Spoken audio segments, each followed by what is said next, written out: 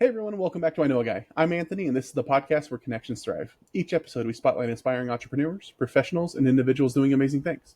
Together, we'll grow your circle, spark collaborations, and discover new opportunities. Today, we're meeting Larry Nipon, a seasoned business principal and data-driven strategist with over 30 years of experience, including leading a $500 million apparel brand. Now, Larry's company helps business executives boost both their top-line growth and bottom-line savings by optimizing operations through smart tech and cost reduction strategies. How are you doing today, Larry? I'm doing great. How are you, Anthony? I'm pretty good. I can't complain. We're well into spring. It's starting to get nice out. Nothing to complain about here. But I was excited to have you on. I enjoyed our conversation that we had. We met through a mutual friend. You're doing cool things, and there's a lot of people out there that would benefit from knowing you and what you're doing. So I wanted to have you on. But to start off, where are you calling in from? Where are you located? So, depending on how you look at the map, I am 2 hours north of Manhattan, 45 minutes south of Albany. I am in Columbia County, New York, which is the foot of the Berkshires in a place called Copake Lake. Awesome. Have you been there for a while, or are you newer to the area? Visited here, was a weekend here for since 1989. Moved up here during the pandemic because the city was not a place we wanted to live, and figured we'd be up here 6 months. 2 years later, we're still up here. So we decided, okay, something's telling us this should be our full-time place, so here we are. That's awesome. If you have friends coming into town that have never visited before, where are you taking them? Where are you taking them? What are you doing, and what's for dinner? If somebody's never visited me before, I'm taking them out on my boat on the lake if it's the summer, or we're going if it's fall, winter, whatever. We'll look at the foliage. We'll go to Hudson, go antiquing. We'll eat some great dinners, have some great wine. Go hiking in the mountains around here, which are beautiful. Go on a beautiful bike ride. There's no shortage of things to do here. I got you. Well, when you say great dinners, that's subjective. What's a great dinner? Like, what do you like to take people out to? Everything from the perfect slice of pizza to amazing filet to unbelievable sushi to great pasta. I'm a foodie, so don't get me started on that one. Yeah, gotcha. All right, we'll have to have a separate meeting about that. So, okay, gotcha. What can you tell us about what you're doing? So what I do is I work with companies to address a problem that most companies don't know they have, which is they've got money leaving their business that's doing them no good. Call it working capital that's not working. Most companies don't realize it, but the services that they need in their business that they pay for every month, whether it's their technology or their small package shipping or their credit card merchant services, or any number of 15 different categories that my company covers, uh, they need them to run their business. But they're paying anywhere from 30 to 70% more for their services than they should be. So I ask people the question: if your accountant called you and said, "Anthony, I was going over your numbers, and I'm looking and I'm realizing you use a lot of the same vendors that a lot of my other clients use, but you're paying more for those services than they are. Uh, is that something you want me to look at?" What's your answer going to be? Probably, yeah. Well, it's interesting because if it's no, I'll go, okay. I'm not quite sure where the no would come from because logically nobody wants to pay more for something than they should, and people want to keep as much money in their business as possible. Everybody wants to invest in their business. They want to grow their top line, but a lot of those decisions cost money. This decision to address that problem, that unknown problem, does not cost companies money. The work that is done, it's comprehensive, it's complicated, it requires specific expertise by category, it requires technology, it requires a lot of tools that companies don't have. And that's why they end up paying more because they don't have the information, they don't have the technology, they don't have the expertise to, number one, negotiate the best deal for themselves, and number two, to protect that negotiation. But 95% of the time, they haven't negotiated the best deal out of the gate. So automatically, they're paying more than they should be. Um, what we do for companies is we come in, we analyze those categories, we look for about 3 months of invoicing history, and then we'll do a deep dive analysis, and then we'll come back to you, and we'll say, here's what you're spending, here's what you're buying, and here are the different options we can present you with. One of which, if you choose, we're going to reduce your costs anywhere from 20 to 150%. I know it sounds crazy, but it's pretty amazing how much more money people are paying for things than they should be. Yeah, absolutely. How'd you get started doing this? Is this something you've always wanted to do, or was it a happy accident? Ha- Happy accident. I s- um, I've been in the data and technology and business management arena for over 30 years. I worked with companies on elevating revenue performance, top line revenue, through a combination of strategy, headcount productivity enhancement, and revenue technology. Um, so never looked at the expense side of things. But I realized that so many companies will elevate their top line, but not enough of it goes to the bottom line. One of my clients was a company called Procurian. Their business model was reducing service cost overhead for companies, but they only did it for gigantic enterprise companies like Dell, Procter& Gamble, GE, Ford. When I interviewed those companies as part of my consult, I said, why would a company with unlimited resources choose to go to an outsourced solution to do this? Do it yourself. And the response was the same every time. Been there, done that. We don't do it well. We use a lot of services. We're not experts in them. We know we're not negotiating the best deals. And these invoices are coming in. We're not looking at them carefully enough to know that if we are paying money that we shouldn't be paying. We'd rather work with a company dedicated to doing it. We know they do it well based on reputation. So we'd rather have 50% of something versus 100% of nothing. Well, that business model was so good that Accenture acquired them. So I know the business model is profitable, but what was also interesting was the hundreds of companies that asked Procurian to do work for them, and Procurian said no because they were too small. Well, has cracked the code on how to do this for companies doing as little as $1 million of revenue to companies doing multi-billion dollars of revenue. So the world is my oyster. And what I also realize is smaller businesses have as much or greater need than the large businesses do because they don't have resources. Because it turns out that companies are very, very interested in keeping more money in their business. What is it that you love most about what you're doing now? Every company is different, so you're always I'm always learning.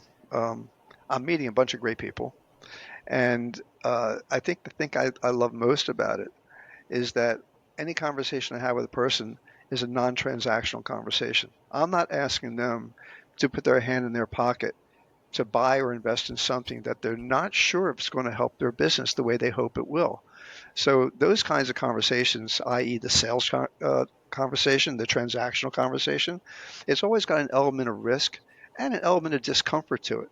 I'm asking somebody to do something they might not want to do or might be reluctant to do, and I'm not even sure if it's going to work for their business the way I hope it will because I don't know their business well enough. With cost reduction, it's non-transactional. They cannot pay me a dime until I've saved them a dollar. So I've turned the formula upside down. I'm actually delivering a product. I'm delivering a service before I'm getting paid for it. So it's non-transactional, it's non-risk, and it's something that every company should want to explore because it's the easiest way to take more money to the bottom line. So you mentioned every company, but what's like the avatar of your average client, or what are the pain points that somebody might be going through that if they're dealing with X, Y, Z, you're the person they should be talking to? There's actually two questions there. What's the avatar?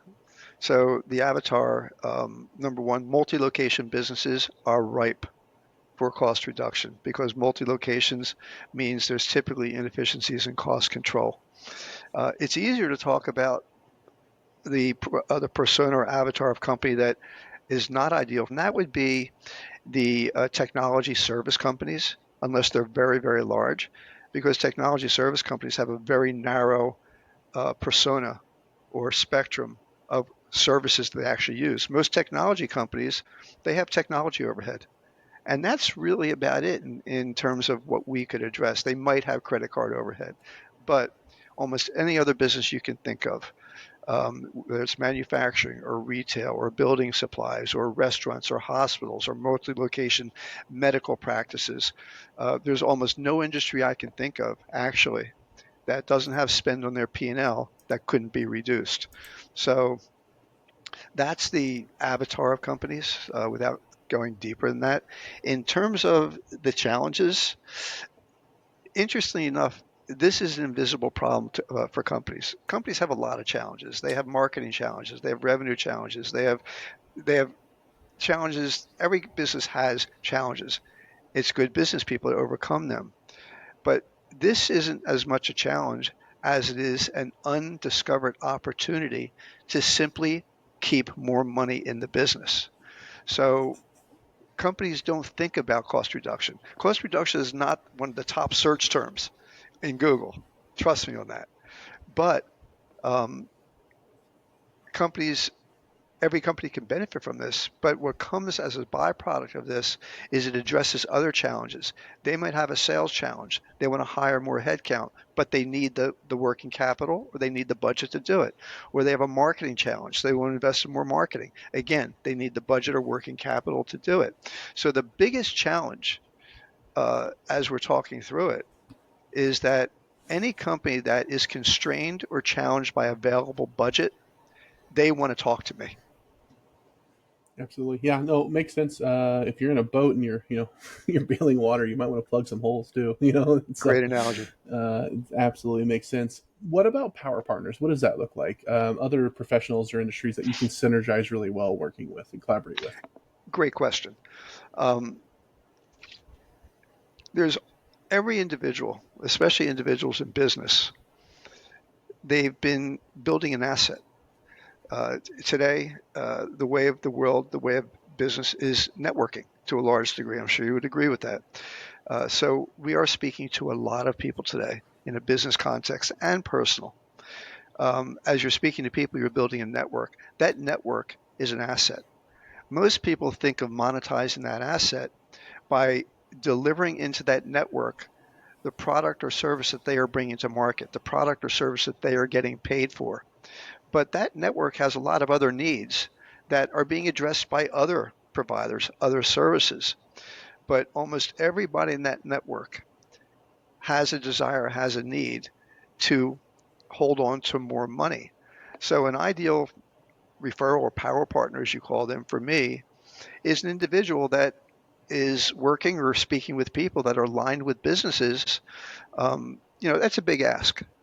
Asking people for introductions, they're putting their personal professional capital on the line. And I respect that. I don't take that lightly. And there's a certain amount of trust that needs to be developed. And that comes over time, but also comes with street cred. Very quickly, people can realize we're a good solution. But I pay very, very well for these introductions because that's my way to compensate people for them putting their personal professional capital on the line. I do say thank you, but people love thank yous, but I think they like checks more. So any person that has built a large business network or has a large personal network, who's your doctor? Are they part of a multi-location practice? Is your accountant part of a large accounting firm? Like I said, the world is my oyster. Yeah, absolutely. And you're right. I doubt anybody sent those checks back. Uh, Hasn't happened yet. no, it won't. But what advice would you give to a new or an aspiring entrepreneur? Do what you do well. Try not to learn on the job. Now, an entrepreneur, just by nature, the definition of being an entrepreneur in a new business, you're going to learn on the job to a certain extent. But there are certain skill sets, there are certain things that every business needs to be done that the entrepreneur or proprietor or owner or founder of that business would be better served by having dedicated expertise, outsourced expertise to do that for them because that leaves them to do the things they do well. Don't experiment. The mistakes can be costly. A perfect example of that would be an entrepreneur that is looking to implement a CRM system. Sounds pretty simple. More companies mess that up, do it incorrectly, and they don't realize the opportunity cost of not spending the money up front to have an expert do it correctly. So out of the gate, that system they've invested in is doing the right thing for their business as opposed to the wrong. So the best thing I can tell an entrepreneur is do what you do well and let other people do what they do well that your business needs. Absolutely. Yeah, that makes a lot of sense. What's the most common way businesses waste money without realizing it? Well, and we've been talking about it all along. One of the most common ways is overpaying for services that your business needs. Uh, Again, a very, very common way that businesses are wasting money they don't know about. They're literally putting a match to dollar bills doing it that way. And I would say that's probably, if you had to talk about what is the most frequent, most common way that companies are wasting money or um, not letting all the money that should go to their bottom line, is unknowingly overpaying for services because they haven't negotiated well or they haven't protected the spend on those services as well as they could or should. How can data-driven decisions instantly improve your bottom line? Oh, love this topic. And I will tell you firsthand, here's a great quick story. When I was in my manufacturing business, we were a $16 million company when I went into the business. 7 years later, we were $500 million. Why? Two things came along. The IBM PC, I'm old, and a program called ACT, CRM. Those two things allowed businesses to quantify things that weren't quantifiable. What did people do to make the sale? How many opportunities were converting to a sale? What were the things that determined whether a sale was going to convert positively or not? That was all data. So I went into a company, and it was a UK based company, and they were doing $3 million, and the North America was only 18% of their business. I implemented a data-driven process. And back when I did this, this was not being done. And it's a great case study because a UK-based company, one half of the world was doing it one way, and my half of the world was doing it another way. 1 year later, we went from 18% of their business to 46% of their business. Why? We had data. We were quantifying what people were doing. We were quantifying what the outcome of certain activities were versus others. The right kind of data, the right data will always allow a business to do more than that same business that's not using it. Absolutely. Yeah, no, makes sense. Um, what's one smart strategy to boost profits without increasing sales? Well, it's sort of a leading question because I think anybody listening to this podcast is going to know where I'm going to go. Um, the most logical way to boost profits without increasing sales is protecting your spend. Obviously, you want to spend as little as possible, but there are certain things where a business requires you to spend it. But those things where a business requires you to spend something, make sure that those required spends are the lowest spends they could possibly be. Don't pay $800 a month for your phone when it could be 400. Don't pay $2,000 a month on your small package shipping when it could be 1,200. Most companies don't believe they're doing that, but if they take the time to satisfy their curiosity, they will find that is probably the easiest bottom line dollars they will capture in their business. Why you? What sets you apart from everybody else out there doing something similar? A combination of things. Over 30 years of experience, managing businesses from a $500 million manufacturing firm to an early stage technology startup. Um, I've been doing this a long time. I've turned over and stepped on every landmine you could possibly step on. So I tell people, learn from my experience. I'm not going to let you make the same mistakes I made. And today I've got the tools, I've got the experience, I have the data, I have the technology.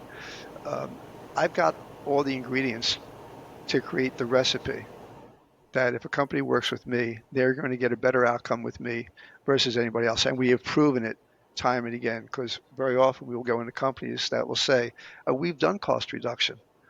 And they saved us some money. And since we're not fee based, I asked them, let me take a swing. It's not going to cost you anything if I don't find any money because, like I said, I'm not going to charge a fee for the service. Without fail, we have always found additional savings because of those things I talked about: data, technology, expertise, and a dedicated focus on what we do. Absolutely. I know we could go down all the rabbit holes because there's a lot to, all of this. You could talk about all the specific areas and everything, but just in general, is there anything that I missed or failed to ask that you wanted to add? Wow. Um, I don't know. You've done such a good job. I'm hard pressed thinking about that, but since you're editing this, I can do this on the fly. The one thing we haven't talked about that I could add would be we have been conditioned uh, with all the inbound solicitations. I say all the time we suffer from solicitation fatigue. We suffer from the disease of skepticism. We have probably an incredibly well developed delete finger. I would I would advise that people not let their skepticism, not let that solicitation fatigue, not let the things that immediately have a person inclined to reject an idea. Be open minded. And if it doesn't take a lot of effort, then explore. Be curious.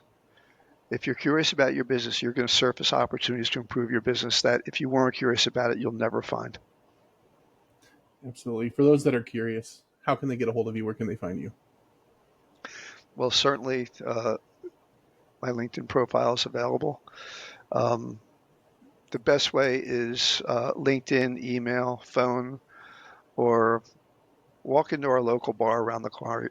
You'll probably find. No, don't put that in. Oh, it's going in. No, so I'm going to put all that in the show notes so it's super easy for everybody to find. We don't have to try and hunt for it. We're just going to make it clickable. But Perfect. if anybody would like to get a hold of Larry, do it. Like he said, if you're not overspending on anything, then great. You're gonna get a good pat on the back, but you'd probably be the first. So have that conversation. See where you might be. You might have some holes in your boat. Um, don't be afraid to reach out. He's exactly the same in a one-to-one as he is here, so don't be too shy. And like I said, I'll put all that there, so it's super easy to find. If somebody would like to get a hold of me, you can find me at ikag.me. You can find more episodes, subscribe to our newsletter, connect with our growing community of awesome people like Larry. If you were somebody would like to be interviewed, you can also apply on the website. But Larry, thank you so much for coming on. I really appreciate you taking the time and kind of pouring into us, letting us know like there's areas out there that we're blind to. We're constantly inundated, like you said, by people that are like, I'm going to help you, I'm going to help you, but you're not fee based. If you can help us, great. If not, well, it costs us nothing. So it's awesome that there's people out there doing what you're doing, helping small businesses, and I really appreciate it. So let's all go have an awesome day and grow our circles. All right, Anthony, thanks so much. my pleasure.